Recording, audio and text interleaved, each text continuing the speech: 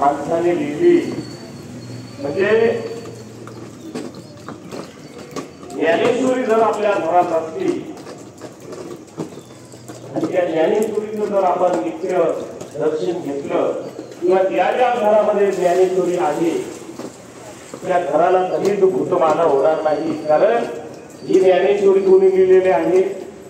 मृत माणसाने, म्हणजे जो मृत झालेला होता तो पुन्हा जिवंत झाला।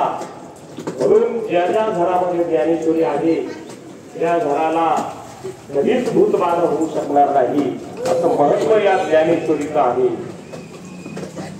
एक तो प्रसंग झाल्यानंतर सच्चिदानंद बाबा माऊलींबरोबर पुढे चालून नेवास्याला गेले आणि नेवास्याला गेल्यानंतर